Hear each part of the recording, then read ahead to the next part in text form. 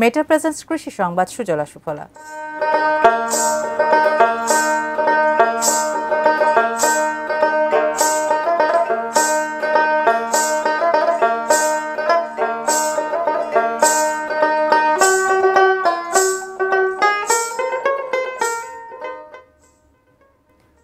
Packing জাতের হাঁস পালন করে স্বাবলম্বী হয়েছেন জয়পুরহাটের 5 বিবির মাদ্রাসার শিক্ষক জহুরুল ইসলাম। স্বল্প পুঁজি ও শ্রমে বাণিজ্যিকভাবে এই হাঁসের চাষ স্বপ্ন দেখাচ্ছে বেকার যুবকদের। জয়পুরহাট প্রতিনিধি রফিকুল ইসলাম রফিকের তথ্য ও ছবিতে ডেস্ক রিপোর্ট। জয়পুরহাটের 5 বিবি উপজেলার আটাপুর গ্রামের বাসিন্দা জহুরুল ইসলাম স্থানীয় একটি কাউমি মাদ্রাসায় শিক্ষকতা করেন। 6 মাস আগে 100টি পেকিং জাতের হাঁসের বাচ্চা নিয়ে শুরু করেন তার খামার। এতেই ভাগ্য খোলে জহুরুল ইসলামের।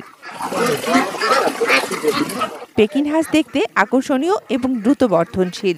সঠিক পরিচর্যা এবং সুষম খাবারের মাধ্যমে মাত্র 30 থেকে 45 দিনের মধ্যেই প্রতিটি হাঁস গড়ে 3 থেকে 4 কেজি ওজনের হয়।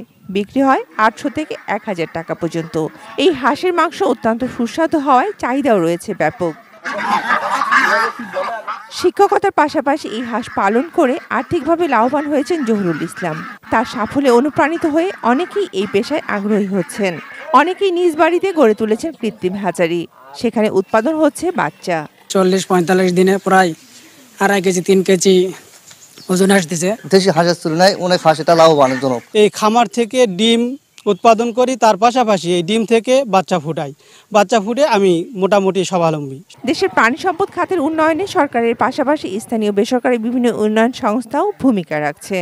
বর্তমান মানুষ এই হাঁস পালনের সাথে সাথে তাদের যে অর্থনৈতিক চাহিদা, তাদের পারিবারিক পুষ্টির যে চাহিদা, এটা পূরণ করতে তারা সক্ষম হচ্ছে। রোগ প্রতিরোধ ক্ষমতাও ভালো, যার কারণে দেখা যায় যে তাদের অসুখ কম হয় এবং মর্টালিটি রেট অনেক কম, প্রায় 2% সর্বোচ্চ।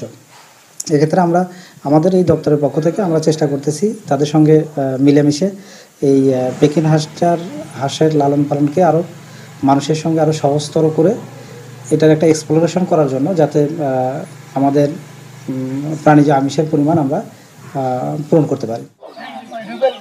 Shakil Aziz, desk report, ATN news.